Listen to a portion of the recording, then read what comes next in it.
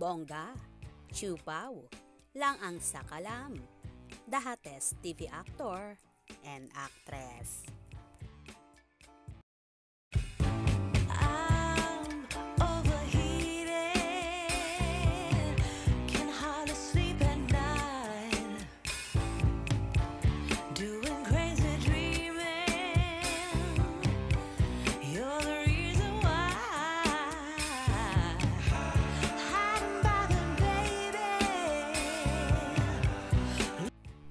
Ang bongga ng linlang dahil ang dami pa rin nang nag-aabang sa teleserye version nito.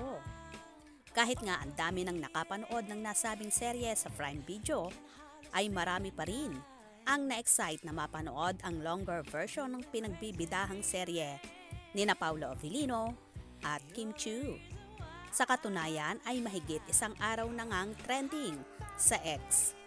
Dating Twitter ang official hashtag ng unang episode nito na #linlangpasabog. Ang daming ang nag-post ng kanilang saloobin sa pag-ere ng teleserye version ng Linlang. Gaya na lamang ng excitement ng netizens na mapanood ang maraming eksenang hindi nila napanood sa Prime Video. Mas lalo pang lumakas ang nasabing hashtag na magsimula na itong umere sa TV.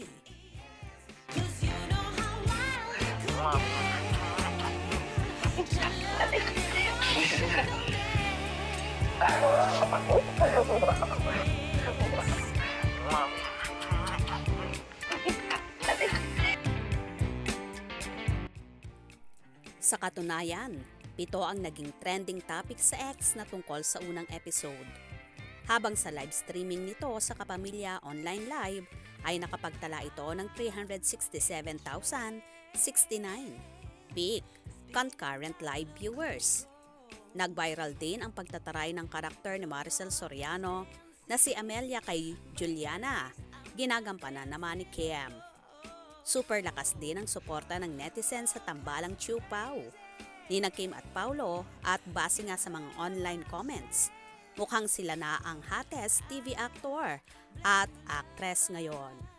Ang bongga talaga ni na Kim at Paolo ha. Kahit na to, isa lang ang reyna. Ako po yung prinsesa. Hindi ka nakakatawa. Kahit na to, isa lang ang reyna. Ako po yung prinsesa. Hindi ka nakakatawa.